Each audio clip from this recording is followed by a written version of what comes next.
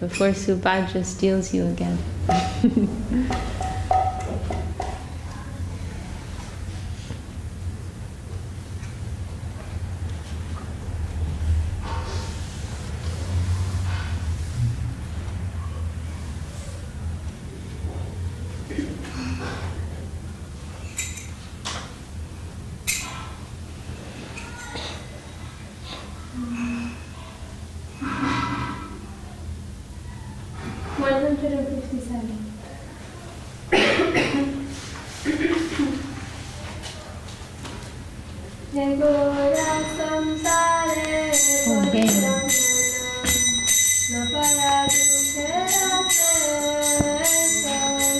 Egora samsare podiya manav napai dukera shesha.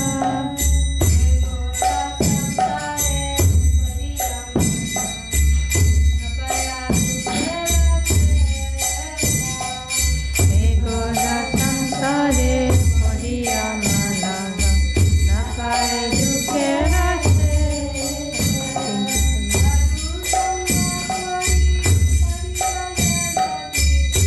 Sangat Podi Hari Bhadra Jodi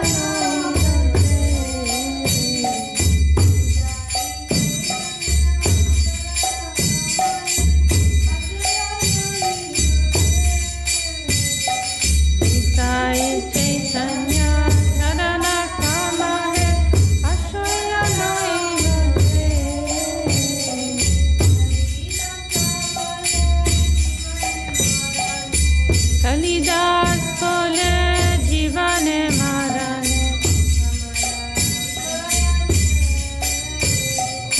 Amaraya sayate.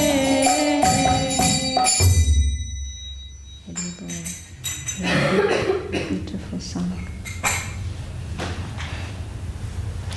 Didi, sing something. Shri Krishna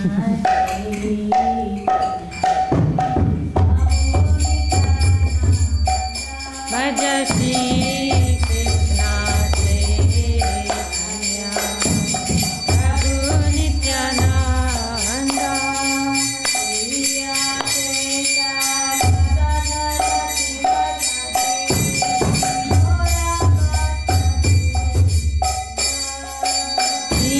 Advaita Gadadara Shiva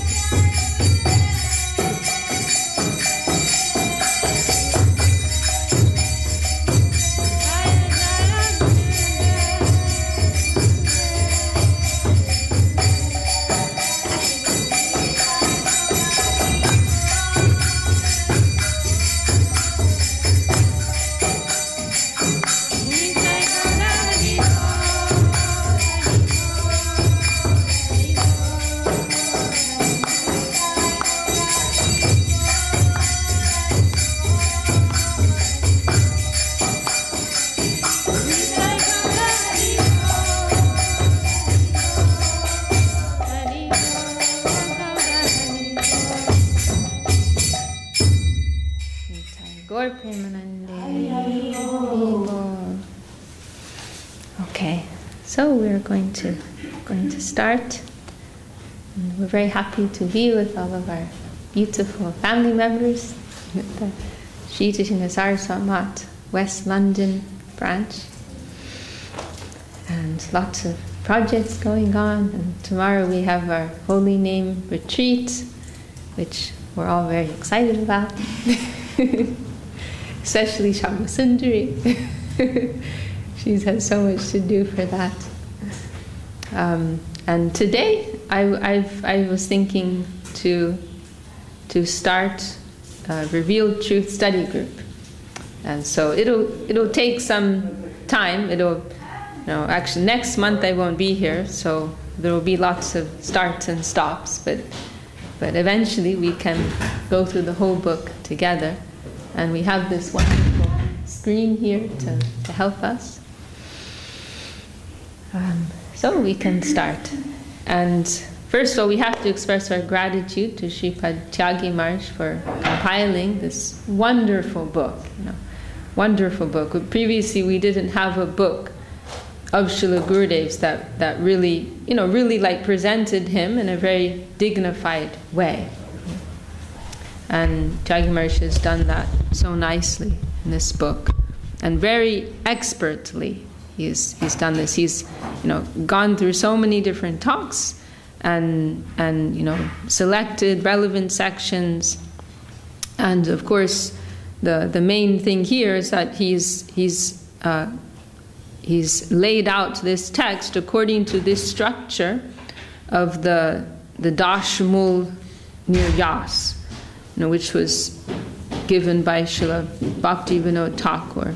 I've heard, I'm not so familiar with different sampradayas, but I've heard that other sampradayas, other Vaishnava sampradayas, they have something similar. Maybe Pandita knows about that. They have some outline of particular principles which are prominent in their teachings.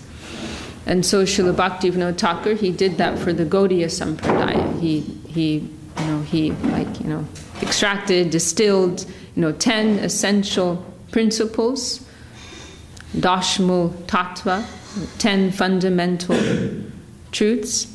And he wrote a complete verse for each of these 10 principles. And then this verse which we'll look at right now. This is summarizing these 10 principles in one verse. So, and this is so helpful, like for our own, sambandha gyan, for our own understanding. Like if we want to just have like in a nutshell, have some idea of what it is that we're following. Not just that we like chanting Hare Krishna, but there's some substance behind. Like somebody told how, was it Jagadananda? I can't remember, how they were participating in one Harinam, and he spoke to some person, approached one person on the street to explain something of the teachings, and the man was like surprised, like, "Oh, you have a philosophy? I thought you just like singing in the street, like crazy people." But you actually have a philosophy. Yes, we have the deepest philosophy, the most refined philosophy.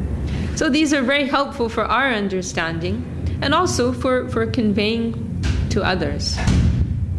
So we can briefly go through these 10 principles, and then I'd like to go through the first one, which is covered in the first 3 chapters of Revealed Truth.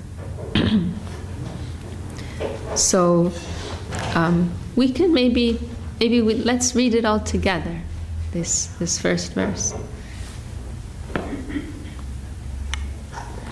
Okay, so we're all together now. Amnaya praha tattvam hirim iha paramam sarva shaktim rasabdim tadbinam shamsta jivan prakriti kavalitan tadvimuktam chabhavat Beda prakasham sakalam apihare sadhanam shuddha bhaktim Sadyam tat pritim hivetyupadi shati janan gaur chandra swayam sa. Vishakha Didi ki jai. Jai Srila Gurudev ki jai, Jai Shakti Didi ki jai. And we have this very nice word for word here.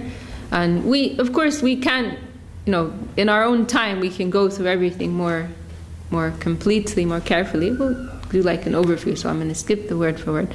And we can go through this. Maybe we can go around and each read one point. This is what do you call it, a workshop? Is this not exactly a workshop? Is this what you do in a study group? It's meant to be interactive, so I'm new on the job here. Just getting used to this. Okay, Sri Gaur Chandra personally teaches the souls that 1. Revealed knowledge establishes the truth. 2. Hari is supreme. 3. He is omnipotent. 4. He is an ocean of rasa. The souls are his separated parts. 6. They are either covered by material energy.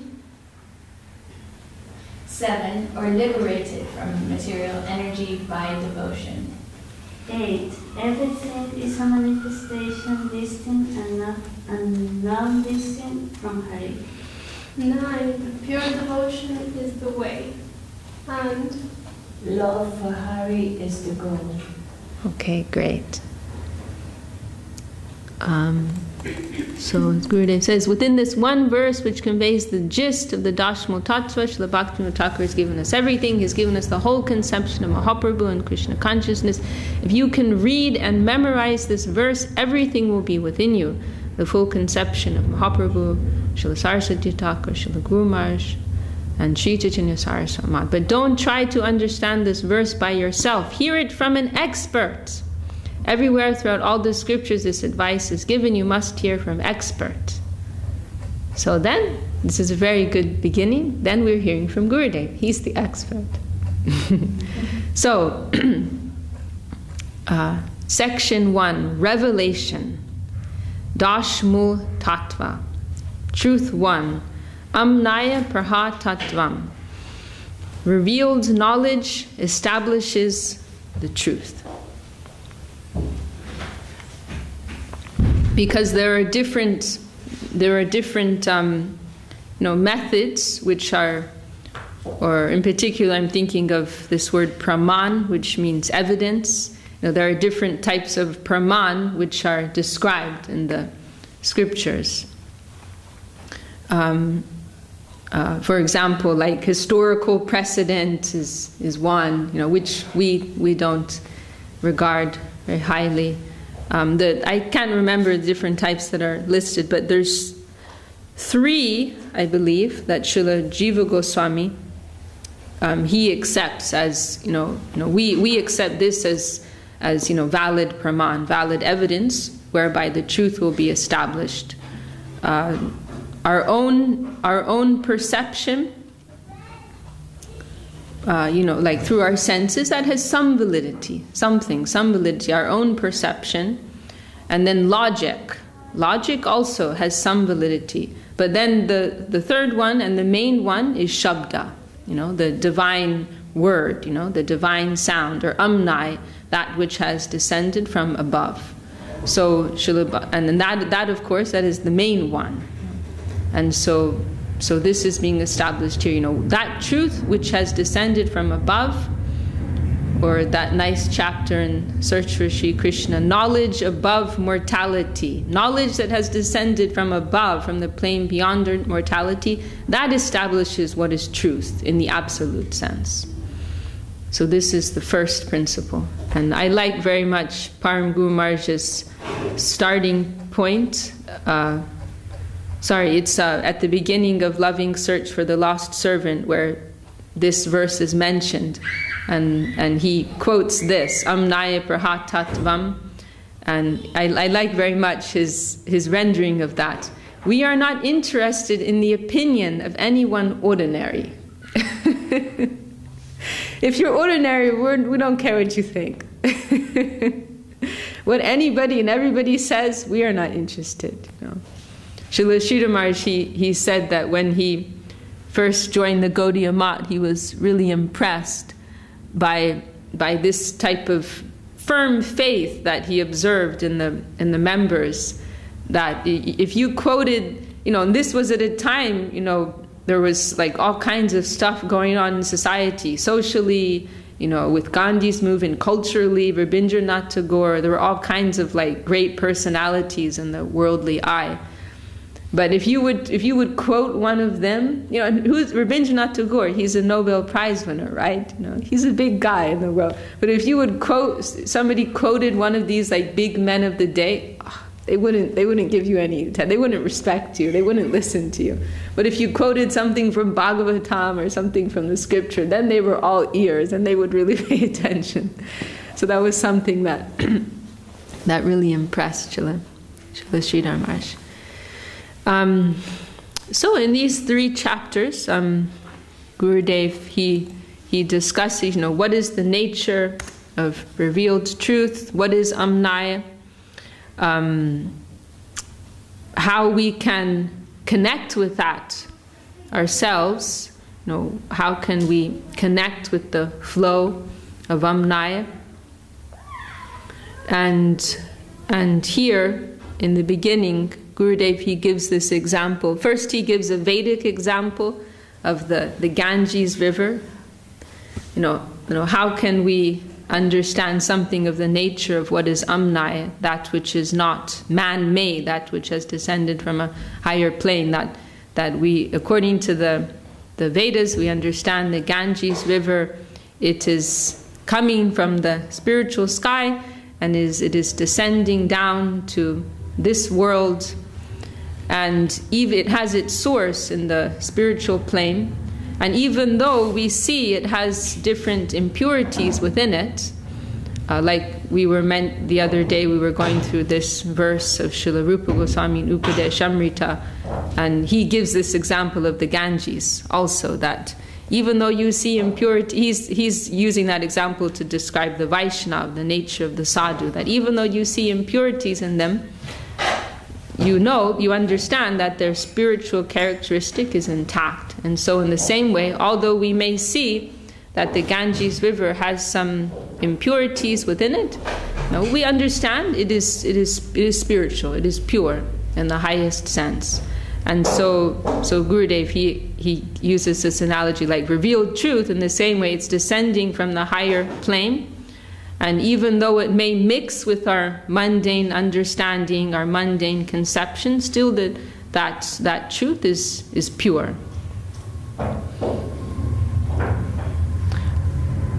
Yes, when Amnaya descends into this realm, it will never lose its transcendental nature, even though it may mix with our material minds, language, and experience. And then Gurudev says, still, okay, this is a good Vedic example, but for Western-minded person, this isn't like evidence. They don't have faith in the nature of the Ganges or how it ascended into this world. So then Gurudev gives a modern example of modern technology, and Gurudev liked to give this example a lot. How we can see through the development of internet and telephones and so on and so forth, that transmission is possible by subtle means. If we have our wires set up properly, or if our radio is tuned in properly, then we can receive subtle transmissions. We can receive transmissions from a subtle plane. We can consider that now in the scientific age, so many things exist around us that no one could have conceived of in the past. Only now can we conceive. And people would have thought you were crazy, if 100 years ago you told them some of the developments of today. They would just think you were completely nuts, Only now can we conceive that a signal can be broadcast through the ether, picked up by a receiver, and then played on a television or radio in a distant place. Now in the scientific age, we understand that transmission can happen through subtle means. We can learn from the work of the scientists that it is not unreasonable to try to connect with a higher transcendental world, just because the medium for our connection with the transcendental plane is not physical. The scientists have shown everyone that clear communication is possible through subtle means. So we only need to discover the proper channel of revelation and how we can make ourselves a proper receiver, capable of receiving transmission from the transcendental realm. Making ourselves proper receivers begins with faith and prayer. When a house is built, it is wired so that electricity is available throughout the house. Without electricity, a house is dark at night. But when electricity powers the lights within a house, everything can be seen. By ourselves, with only our mundane faculties, we are in darkness and cannot imagine the light of divine life. But if we open our hearts and desire that new light appear there, if we pray that our hearts may be clean enough to receive transcendental knowledge, then happily that knowledge will appear within us. As wires carry electricity, so our hearts have the capacity to receive transmissions from the transcendental realm. Wow, this is so powerful. Faith and prayer from our heart can bring us new life and light from the transcendental world. So our whole spiritual practice is, and also I wanted to preface this by saying, Gurudev, he refers to, there's two ways in which we can conceive of Amnai. One is in terms of our own self, that we ourselves can receive Amnai, can receive, descending truth within our own heart, within our own consciousness, if we can simply adjust ourselves to receive that in the same way that you will, tune a radio or, so on and so forth. And then, in another sense, Gurudev also in this chapter, he discusses the Amnai in terms of truth which has been revealed to others as something that we, like a body of truth, in the form, in other words, in the form of the scriptures, that we can approach, or saints, who we can approach, who, they've received Amnaya, and we can get that from them. So in these two ways we can understand. But anyhow, this point here of adjusting our own heart, adjusting our own, consciousness to properly receive Amnai, this is like the premise of our whole spiritual practice, that we cannot approach that plane, but that plane can approach us. And then Gurudev gives this famous example of when Srila Sridhar Maharaj was challenged by this man, because they were, I heard Srila Sridhar Maharaj explain further on a talk, that this group called the Arya Samaj, they were very influenced by impersonalist ideas, and so they really looked upon Vaishnavas or as like. They looked upon them very derisively, like they're so kindergarten. He said because they see them as idol worshippers, they're idol worshippers, they're so baby, We're so beyond that. And Srila Sridhar Maharaj said he thought, these people, they're idol worshippers, they are easy prey. It'll be easy to pick on them, an easy victim. And so he, you say you know something about the infinite, that how is it possible, but you are a finite being, how is it possible for the finite to know the infinite? And then Srila Sridhar Maharaj's famous answer, yes, what you say is true. It is not possible for the finite to know the infinite. However, if the infinite is infinite, he has infinite means. He will have some means by which he can make himself known. So our whole spiritual practice, and that man, he was happily defeated by that. So our whole spiritual practice, it's based on this conception, on this premise that he can descend, he can come. It's just a question of us making ourselves, open to that and wiring our heart to properly receive that revelation. It's so exciting, it's a living thing. It's there. It's right now. It's not something that happened so many hundreds or thousands of years ago, or even 10 years ago, when the good old days when Gurudev was here. But it's here. It's living. It's everywhere. You just have to find how you can tap into it. And it's a subtle plane. So the adjustment has to come from the heart, from within, not through any external activity or show that we can perform. And this is a very important verse. If you want to learn, Radhani is very good at learning verses. If you want to learn more verses, this verse is very good to learn. This is very fundamental. Nayamatma pravachanena labhyo namedaya nabahuna shrutena yame vaisha rinute tena labhyas tasyaisha atma virinute tanum swam. Can you, is your Sanskrit good enough to be able to do any word for word? But anyhow, saying that here the word Atma is used, has different connotations, right? So here the word Atma is not referring to ordinary Atman. Here the Lord is being referred to here. Atma is referring to the Lord. And it's saying that we cannot get that Atma, that Supreme Lord, through ordinary methods of this world. By pravachanena, I think is referring to speaking, right? That by speaking so many talks, lectures, you can't get him. Namedaya, referring to intelligence, scholarship, you can't get him through that. Shruten, bahuna, shrutena, by so much hearing, you cannot get him. So how can you get him?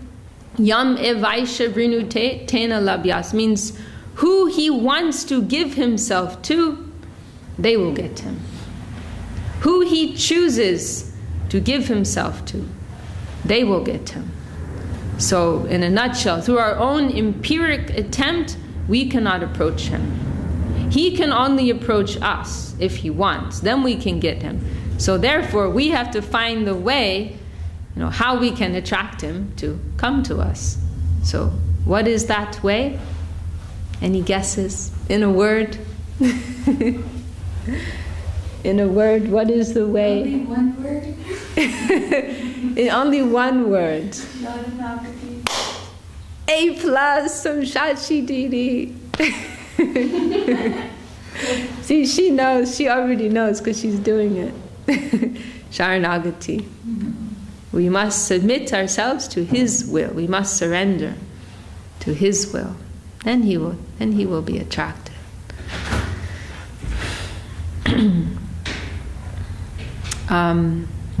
And then this was this was one of Gurudev's expressions, how we have to approach the Lord, approach the higher plane in the proper channel. This is also a key element of Amnaya, that it must come through a proper channel, a particular line of revelation, because it all happens through heart-to-heart transmission, starting with Krishna himself, right? Krishna, he gives this heart-to-heart, has this heart-to-heart transmission with Lord Brahma.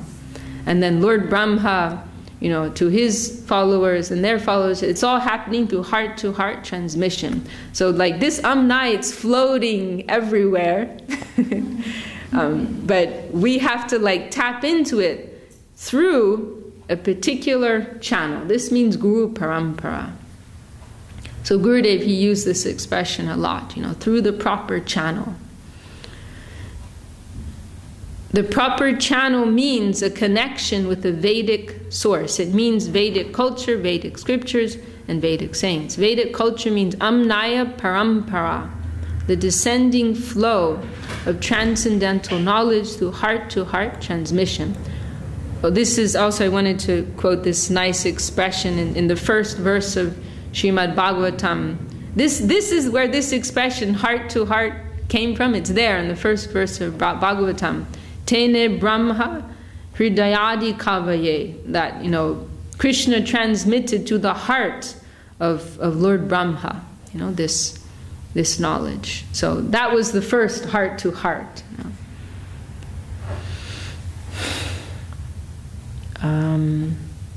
So Gurudev's describing that, how Brahma, he was the first created being, and everything was dark, and then Krishna initiated him, and then he had inspiration to create the universe, and then Brahma gave that knowledge to Narad to Vedavyas, and then Vedavyas distributed that to everyone.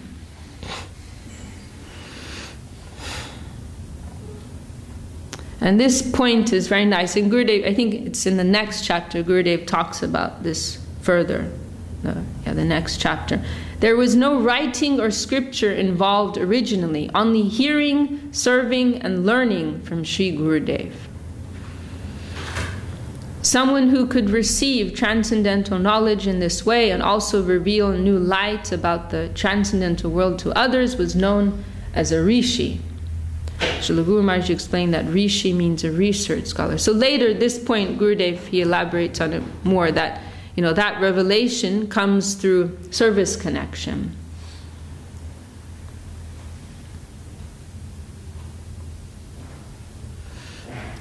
So there were so many rishis, who, lived like this. They had this revelation, and then Vedavyas is the one who organized it all, and then at the beginning of Kali Yuga, because everyone's brains were starting to not work so well, then put it into suitable written form, as Gurudev puts here. And also here Gurudev, he describes how Vedavyas, organized all of this knowledge that came through the hearts of so many rishis.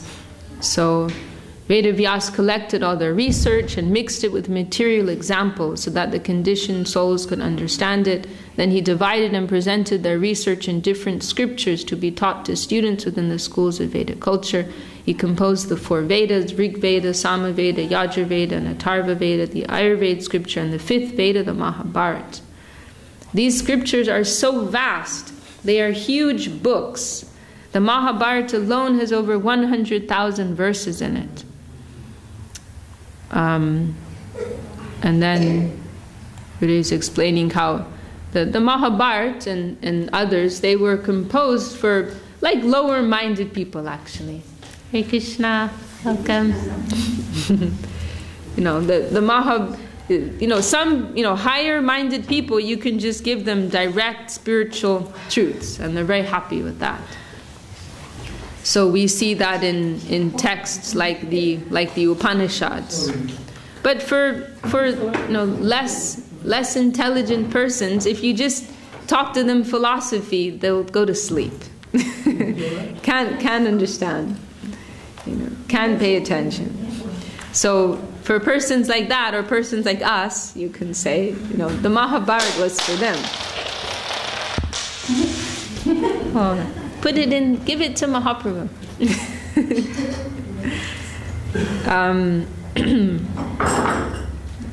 You have to like Aesop's fables. You tell some nice story about a fox jumping over a tree or something, I don't remember. And then the moral of the story is, oh yeah, now I'm getting it. This is cool. This makes sense. So the Mahabharata is for people like that. For children, really, you can say. For children who want to hear a nice story, and then you give a nice moral to that story. And also we read about how noble these people are, how good behavior they have, that we have never heard in other ways. Presenting stories, right? Yes. Such a high caliber of God consciousness. Yes. And that gives us some aspiration to try to live up to that. So there are so many stories in there. They're all very sweet, hopeful stories, but sometimes they're mixed with some alloy, some impurity, some themes which are not purely devotional. Still, they are all related to religion and always give us remembrance of the fundamental questions of life. Who are you? Why are you suffering in the illusory environment? What is the cause of everything? All the scriptures are always giving us this consciousness, so like getting you to think. Go deeper. Think a little bit more. These are the fundamental basis of all religious thought. So, I mean, here Gurudev's, he's like going through like the process that Vedavyas went through that culminated in him composing Srimad Bhagavatam. So, Mahabharata is so big. Like the Vedas, very big. And they're widely differentiated. So many different sections of knowledge are described. Everything about our lives in this world, they are covered within the Vedic literature. So if you try to learn everything just by reading the Vedas ourselves, we will become lost in the jungle of knowledge. Considering that this would happen, Vedavyas felt his work was not sufficient. He then composed the 108 Upanishads. So Vedavyas, all along, as he's compiling and presenting this knowledge, he's thinking, how can I help the people of this world? This is his main thought. How can I present things in such a way as to benefit people to the utmost? So then he thought, okay, I'm going to present the Upanishads. They are giving more direct spiritual teachings and in more of a condensed form. But the Upanishads are still so many. There's 108, and actually I think there's more than that. Generally we say 108, but I think there's more than that. So Vedavyas, it's like we say 18 Puranas, but then we also hear of Upa-Puranas. There's many other Puranas. It's actually like practically unlimited. So after the Upanishads, Vedavyas thought, this is still too much. So then he gave us the Vedanta Darshan, which is also, Srila Gurudev used to refer to as Vedanta Darshan, but I think many refer to as Vedanta Sutra or Brahma Sutra. It's maybe more well known like that.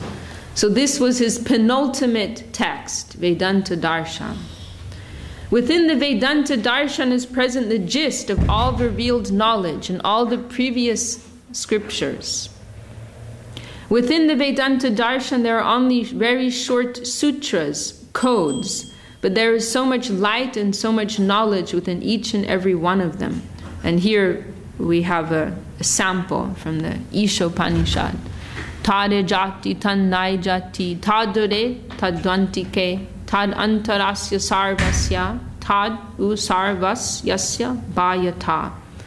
The Lord moves and he does not move. He is far and he is near.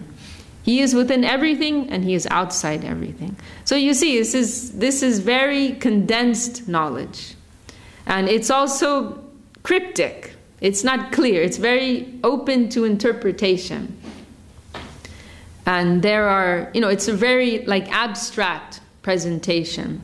And there's another famous verse which is usually cited from I'm not sure if it's from Vedanta Darshan or from the Upanishads, but saying that absolute, he has no eyes, but he can see everything. He has no legs, but he can move faster than anyone else. So this, it's very abstract. There's no clarity there about what is the nature of the supreme source, and it's very open to interpretation. For persons who conceive of the final manifestation of the absolute as being impersonal, this is like strong evidence for them. Yes, the Lord does not have any form. It says right here, he has no eyes, he has no legs, and so on and so forth. So there's no clarity there. So Vedavyasa, after he wrote that, he still was not feeling satisfied with what he did. He did so much. He gave the Vedas, he gave the Upanishads, he gave the Itihasas, then he gave Vedanta Darshan, but still in his heart he was feeling, I haven't made things clear. Things have not been made clear. And then at that moment his Gurudev, Narada, came to him. And this example is very nice. It is an illustration that when we have necessity for truth, it will come to us. Like in the Bible, ask and you shall receive. Knock and the door will open. And so on and so forth. So at that moment when Vedavyasa was really feeling in his heart, I need something. I'm feeling a little lost. I need some help. Then that reciprocation that came. And as this is like one of the main themes of what we're discussing now, that current is there. It's just a matter of us tapping into that. And our own inner necessity, that is the main key. If anyone makes that type of call, that type of prayer, they will receive that reciprocation in one way or another. Because it is a living thing.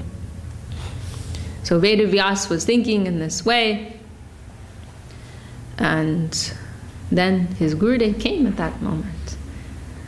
Gurudev, why am I unhappy? What did I do wrong? Please tell me. And then Narada Goswami, he chastised his disciple. And this verse, this is actually very heavy.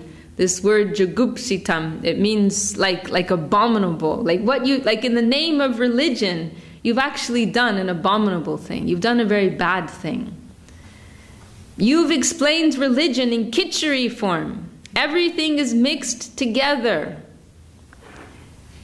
That is tasteful to the conditioned souls. They like kitchery.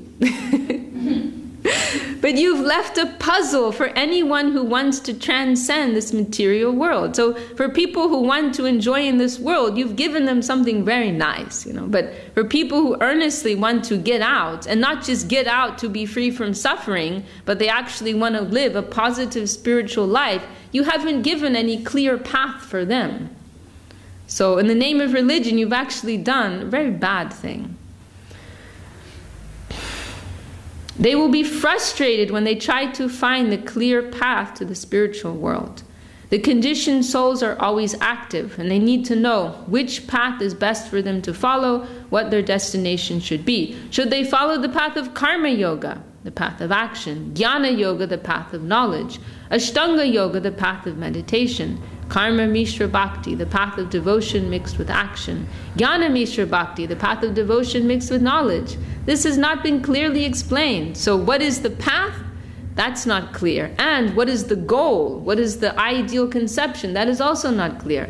Is it Brahma conception, the conception of the non-differentiated absolute Paramatma conception, conception of the Supreme Soul, Bhagavat conception, the conception of the Supreme Personality of Godhead? Because all of these conceptions and paths, they are presented in the Vedic literature, but there's no clear gradation there as to which is a superior path, or that's why there's this general idea, everything is one. There's this expression, what is it? In Bengal, do you know that? Jatamat tatapat, something like that. Like whatever your idea is, that's your path. So whatever you think, that's your path, that's the way. Everything's one anyway, so it's okay, So this is why we were quoting the other day Mark Twain. When it comes to religion, India's the millionaire. Because whatever you believe, you can find some, support for that in the Vedas, because everything's there. So the conditioned souls can't conceive that their greatest benefit will come to them through service and dedication to the Lord.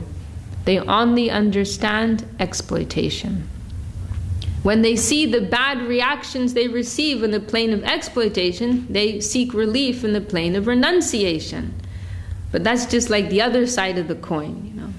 And there they lose everything. They can't find the fulfillment of their existence in impersonal liberation. Only in the plane of dedication and service to the Lord is everything existing beautifully in harmony with the Jiva soul's true nature. You have not explained this to the conditioned souls. You have given medicine for the sick people, but you haven't given food for the healthy people. Means people who either want to continue to conceive of themselves as independent enjoyers in this world and make themselves more materially happy and comfortable, or you've given food for them, and people who don't want to suffer anymore, who just want to be free from this world, so who want to enjoy the world or who want to be free from the entanglement of this world, you've given some food for them. But for the people who just want to live a normal life, you know, a normal, spiritual, healthy, progressive, and positive life, you haven't given anything for them. You have said, Raso Vaisa, the Supreme is Rasa. That is very good. But what is that Rasa? There are so many different forms of Rasa. You began the Vedanta Darshan, Atato Brahma Jigyasa. Now search for the Supreme. But who will understand that this actually means search for Shri Krishna, reality, the beautiful? So in this way, Narada Muni, he chastised Srila Vyasadeva, and he gave these 4 shlokas. They're called the Bhagavat Chatu Shloki, which are basically establishing the Supreme Lord, Shri Krishna, as having the absolute position. And he gave that like as a starting point. And Vedavyas meditated upon these verses and the chastisement he'd received, and then he came to write Srimad Bhagavatam, where the Krishna, the final work, where the Krishna conception is clearly presented. And then Gurudev doesn't actually, it's not included here, but that second, in line with what we've been saying, that second verse of Srimad Bhagavatam is very illuminating, clarifying this whole theme or issue, that Dharma projita kaitavotra paramo nirmat saranam satam. That now in this book, what I'm presenting here, in this is my last will and testament, as Gurudev used to say it. Who will be able to appreciate this? Those who are near matsar. No, first of all, Dharma projita kaitava, that kaitava dharma, cheating religion, that is being rejected in this book. And who will be able to appreciate this? Those who are near matsar, means who have no envy. Our fundamental disease in this world is that we are envious. Means that we want to be number one. We want to be in the center. So, for persons who are free, this is a type of disease. So for persons who are free from that disease, who are ready to celebrate others as being higher, and ultimately the Supreme Lord is holding the primary position. I'm not God, but I'm ready to recognize God as being God. And furthermore, not that God is supposed to fit into my little life, but I need to fit into His life. I need to adjust myself to fit into God's life. Why should God have to fit in, be like a part of my plans? Like, God, you're going to help me get this and get that and do this and do that. No, I need to be for Him. He is not for me. So this is like the highest level of theism, which very few persons are actually able to accept and digest. Because it means that we have to look at ourselves and admit, the universe is not about me, which is harder than it sounds. No, in every thought and every action that we do to really express that type of faith, that everything is for Him. The whole current of reality, it's meant to be for Him, not for me. And I want to move in accord with that flow and that fundamental current. So that truth For those persons, the healthy, normal people who don't suffer from this disease, they will be able to appreciate this book of Srimad Bhagavatam, which propounds the highest truth. Okay. So that was the first chapter. And then the second chapter, Gurudev is discussing the fundamental necessity of connecting with higher truth through an agent, through a person. No, through heart-to-heart transmission. It is not that we can ourselves directly approach the Supreme, but it must be through some via media. There must be some living heart connection with the sadhu, with the saint in this world. We in a very practical sense, if we go to study on our own, anything actually, we need a teacher. We can't do it on our own. We need a teacher who can explain things to us. So then what to speak of this, that which is pertaining to the highest truth and highest reality. So we need a guide. And this verse, we were just going through this, was it this Wednesday? I think it was this Wednesday. Very famous verse of Bhagavad Gita, which everybody's memorized by now. Does somebody want to read the verse? Maya, you want to say the verse?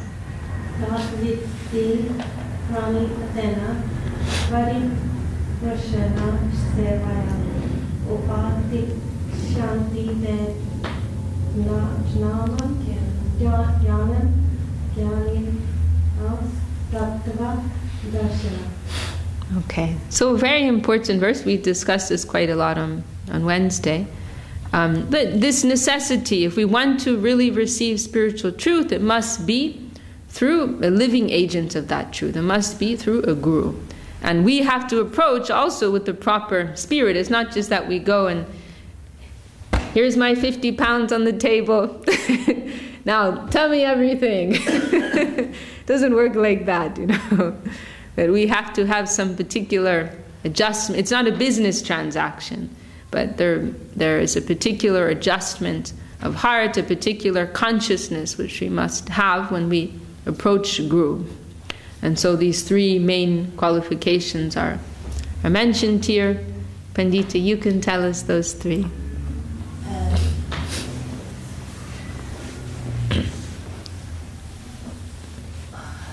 Offering oneself, sincere inquiry, and service.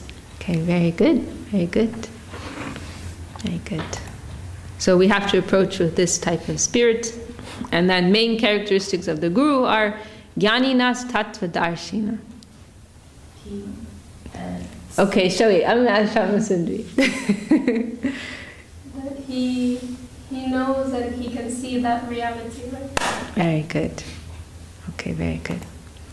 So the Guru, he will be knowledgeable in a theoretical sense, and Tattva Darshina, he's seeing that and perceiving, having real lifetime experience of that divine plane. So it's not just a theoretical thing, but it's a living and practical thing. So with this type of spirit, we must approach the Guru, and then they will transmit spiritual knowledge to us. And Gurudev, he also, this is a very nice verse from Bhagavatam about the importance of hearing. Gurudev makes this point here that, hearing from a higher source, and what they, with their particular goodwill, want to give us, and going by ourselves to read or study something, is two totally different things.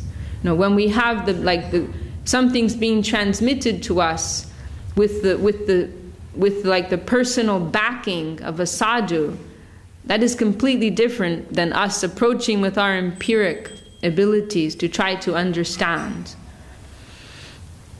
We are not trying to acquire knowledge in terms of our brain and our intellect, but we want real transmission of spiritual knowledge. That is something else. That exists in the super subjective plane, and that must be descending and through the heart of a sadhu. So here, this is very nice verse quoted many times by our guru, spoken by Kapila Dev, that the Lord is speaking himself, that talks about me, that are heard from my saints, from my sadhus. Those talks are living, those are vital. They will touch the heart, touch the ear, and like that. And also, this verse is very nice. I wanted to cover this as well. This is from the Mahabharata, when Yudhishthira Maharaj was tested by Dharmaraj, and he was asked so many different questions, and there were 4 in particular which have been given some emphasis, and one of them, what is the way? What is the path? And this was Yudhishthira Maharaj's response. Can you read the shloka, Pandita? Can you say more loudly? Tarko pratishta shritayo vibhina nasa vishiyasyamatam nabinam dharmasya tattvam nihitam guhayam mahajano yena sapanta. So he's mentioning some other paths, other methods, and why they're no good.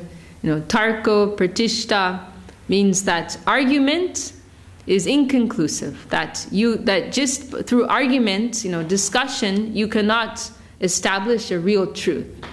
It is like in schools they have these debating societies, right? And in the end, who wins? It's not necessarily the person who's advocating the real truth, but rather the person who's better at debating, right? That's really what it's about, how skillful you are in debating. So this is how many lawyers make their money, right? Because they know how to argue properly, they know how to present things in a convincing way. But it doesn't mean that they're actually presenting the truth, So simply so in other words, 2 persons representing 2 different religious schools of thoughts, they may enter into some debate, and one may be able to defeat the other simply because they're more expert in argument, and the other person will lose. But that's not really conclusive as to which is a superior truth.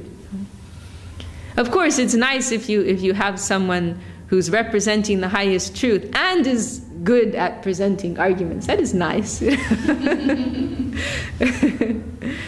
But that is not necessarily proof that it is the highest. Shrutayo vibhina means the Shruti, the Veda, vibhina. It is variegated. There's so much there. And there's so many different conceptions that are presented there. If you try to understand the truth by just approaching that, you'll go crazy. You won't be able to come to a clear conclusion. Is it this, or is it that, or is it this? Not clear.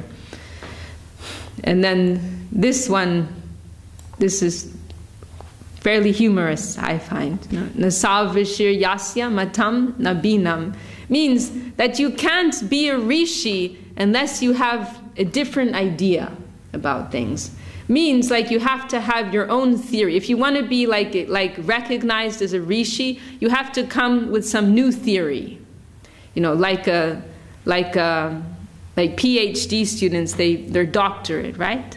I never did one, so I don't know. But what is it that they call it? Professor.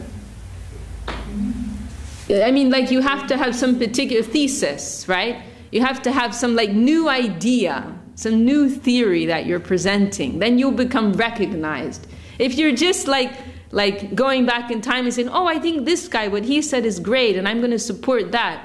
It's like, no, but you're not going to make a name for yourself. You need to you want to stand out, You want to come out with something distinctive, So you can't be, Gurudev would say, Rishi means a research scholar, someone who can give some new light, some new revelation. But you can be suspicious, like, are you just coming up with this because you want to be recognized as a rishi? You want to have be known for some new idea, some new theory. So you can't really trust them. You can't really be sure.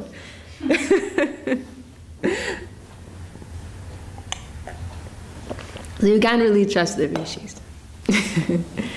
Dharmasya tattvam nihitam guhayam mahajano yena gata sa panta. I'll read the translation. True Dharma is thus secretly concealed. Therefore, the way of the great souls is the path. Therefore, persons who are true Mahajans, who are really living spiritual life, who are really situated in the spiritual reality, what is hidden within their hearts, that is religion. That is Dharma. And whatever they advocate as the path, we will follow that. That is the best procedure. What is said in the Vedas, the scriptures, we can't be completely sure. What the rishis say, we can't be completely sure. What we can determine by argument, that is also not clear. But what is revealed in the heart of the real Mahajans, that is truth. That is Dharma.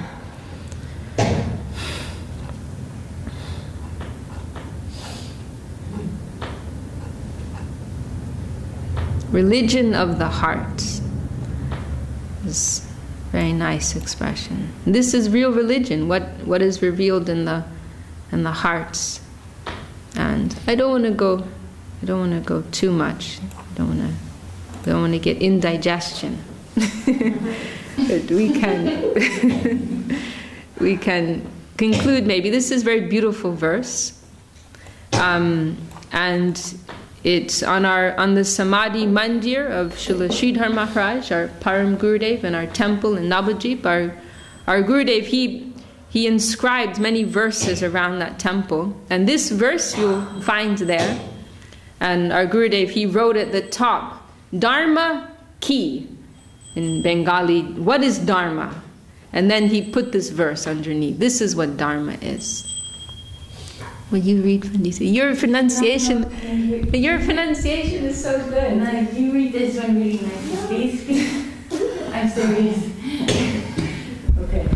Vidvad bi sevita sadbir nityam madvesha ragi bi hridayena vyanugyato yodharmastam nibodhata. This is also a nice verse to learn. I'm giving you too many verses now. So what is Dharma? Hridayena vyanugyato means what is known within the heart. And as Gurudev, he says here, Srila Sridhar Maharaj, he gave a lecture at some type of religious conference in Dhanbad, which is, where is Dhanbad? Where is Dhanbad? I don't remember. Is it Jharkhand? For some reason I'm thinking that, but I'm not sure. In the library, many highly qualified pundits and upper class people were there, and Srila Sridhar Maharaj started his talk with this verse. And breaking this conception, we tend to think of religion as some formulaic or ritualistic thing, or something that's inside of a holy book and you follow that. We think of it in as I said, with this ritualistic type of thing, or I can't think of the right word. But anyway, this verse, it's like breaking this stereotype. Rather, not that religion is something, there's the 10 Commandments, you learn the 10 Commandments and you follow that and then you'll be religious, Are you dogmatic? Yeah, something like that, yeah. You do this at this time and you follow this and you follow that and you'll be religious, You follow some particular system. But no, religion is something living. Religion is something that is revealed within the heart. That is real religion. It lives within the heart. And of what type of people? Not that just anybody's heart, not jatama tatapat, not like that. But a particular qualified person, real religion is revealed within their heart. And so these qualifications are are mentioned. Vidvad be, that they are familiar with the scripture, with the Veda. Sevita, that is reflected within their practices. Shadbir, they are true sadhus. So not only do they know this in a theoretical way, but they're doing this, and they have the nature characteristic of true sadhus. And nityam advesha ragibi, main characteristic of the sadhu, that they are free from the duality of this world, attraction and aversion. This is like our twofold tendency within this world, to be attracted to things that we like, or to be, repulsed by things that we don't like.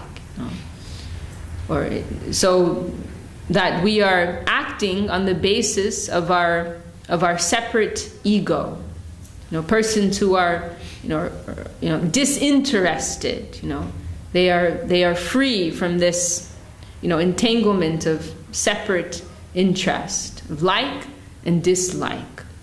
So these type of pure-hearted persons, what is revealed within their heart, yo dharmas tam nibodhata. You should know that to be dharma. That is true dharma. So we can appreciate this in different ways. We can look to recognize who has this qualification. This type of sadhu. We will approach them. We will take shelter of them. We will follow them. And also means we can look at ourselves and say, if I'm more pure-hearted, if I'm practicing more purely, then true religion can reveal itself within my heart, as we mentioned at the beginning also. The Gurudev, he mentions here, how can we feel the beauty and understand the glory of religion how can we feel the beauty and understand the glory of religion if our hearts are presently as filthy as a dustbin? So how can you say anything about a religion until you've tried it out yourself? You've entered into some pure practice of that. Then you'll be able to experience something of the glory and the beauty of that. And so, because our hearts are impure, we must try to understand religion from a clean-hearted sadhu, one who is really having this flow of revelation. Okay, well, I think we can. But this comment is very nice, that after Srila Sridhar Maharaj gave this lecture, then one very well-to-do man in the audience spoke. In the past, we have heard about Vaishnav Dharma, and we thought that Vaishnav Dharma was a branch of Hindu Dharma. But I am satisfied with what I have heard from Srila Sridhar Maharaj, that I now understand that all religious property is present within Vaishnav Dharma. I now know that Vaishnav Dharma is one. It is the true universal religion, and all other dharmas are subparts of Vaishnav Dharma. I feel now that the universal Vaishnav Dharma is the best thing for all jiva souls. And there, I don't know if it was at the end of this talk or another talk, but Srila Sridhar Maharaj, she also mentioned one comment. Maybe it was even the same man, that after hearing from Srila Sridhar Maharaj's talk, he said that, I was thinking that our ancestors were so barbaric, and now we have become civilized. But after hearing from you, I feel just the opposite. I feel that our ancestors were very high-class and civilized people, and now we've become so degraded in the present society. He was so convinced hearing from Srila Sridhar Maharaj. We can stop. This is the very last section of this chapter. Gurudev, he talks about the law of love and affection, and the importance of really practicing and following in a conscious way and out of our own desire. That, not that we should just follow the rules in an external way. Oh, it's something that I have to do, like so boring. But try to understand why the rules are there and why they're good for you, and then follow them out of your own desire with love and affection, as Gurudev says here. Our life was, he calls this the law of love and affection. And how his time in living in the mat, in the mission, it was very restricted, but he never felt like that. We always felt everything to be the natural love and affection of Srila Guru Maharaj. We felt that our service life was guided by Srila Guru Maharaj, and we could simply and happily follow his orders. It is always best when people will follow religious rules and regulations naturally with love and affection, with respect and honor. This was the standard we followed in Sri Chaitanya Saraswati Math from the beginning, and we never felt the necessity for anything else. And that environment I heard from Srila Guru Maharaj for many years and learned something about the essence of the scriptures, the essence of religion through him. And Gurudev also makes this point of how he lived a very focused service life, and he never did anything if it wasn't for the service of his Guru Maharaj. And so this is the traditional Vedic style of learning knowledge, that you're living with the Guru, you're serving the Guru, and then like out of appreciation, the Guru is teaching something. So this mood of service, it is very fundamental to the transmission of spiritual knowledge. Okay, we don't want to go too long. So, part 1 of our Revealed Truth study group. Does anyone want to add anything or ask a question or anything?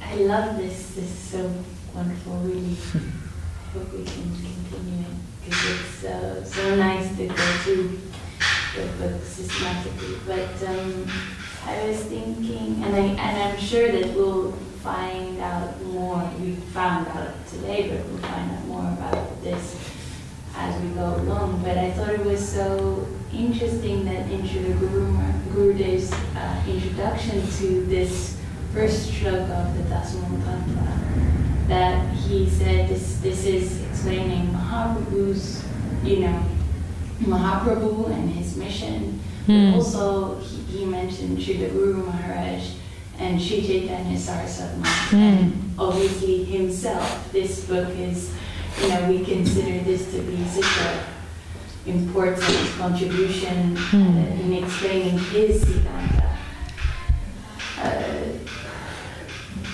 Do you feel that the shloka is structured in such a way that all of the glory of Sri Chaitanya Saraswati Math can be brought out in the best way, or what are your thoughts on that? I think I would say no. I mean, in one verse, how much can be said, and Srila Sridhar Maharaj gave, so much fine Siddhanta and clarified so many things and made unique contributions. So, I think Gurudev is saying like the essence, like the main points, It's like in a nutshell form. But then there's so much detail, which is, you could say, a special contribution of Sri Chaitanya Saraswati Math. But let me see exactly what Gurudev says. But I mean, it's a nutshell, what is being expressed there. There's so much more. Well, anyway, I won't go too much in because it is getting a little late, right? But yeah, I think that's everything I have to say anyway. Yeah, it's a nutshell. And Srila Sridhar Maharaj and our Gurudev, they gave more also. Not. I think just the relevance of choosing this shloka in particular as opposed to other shlokas that could be chosen. Like, for example? Well, it's a big statement in a sense to make, like to say that this is everything. This encompasses our whole in a nutshell. Whole Siddhanta. Oh, well, it does, but there's also so much more, right? Yeah. Do you mean like the 10 fundamental principles of the... Okay. Yeah. Well, you can elaborate on every point. so much. Yes. Right? I mean, it's so much to say about one point, but it's just how far you can realize that. And it goes on and on, maybe eternally one point goes on. But you could also say that everything that's been given by Gurudev and Srila Sridhar Maharaj will fit into one of these, right? Definitely. So that's what Tyagaraja Maharaj has done here, right? So you can fit it into all of their contribution. It can be included within this, like elaborating upon these points. And I mean, we see that here, right? So. But for example, that one point, like I think they mentioned Krishna, the Lord is omnipotent, is omnipotence. What is that to me? Yeah. Everything is there. And also I felt, I just was realizing that there are 2 points that the devotees always have to read. The main points in the devotee life is to always remember Krishna, 1, and 2, never to forget Krishna, right? Then, that is, then this can, go out in so many ways. Like his omnipotence, because we can think, well, I have to think about Krishna all the time, never forget him, but I don't even know who's Krishna, right? Because Krishna is so powerful and so big, great and everything. But then the guru comes and the devotees are there and the deity is there. So everything represents Krishna in some way. Even the material world presents Krishna. So his omnipotence is so large to comprehend in a little bit.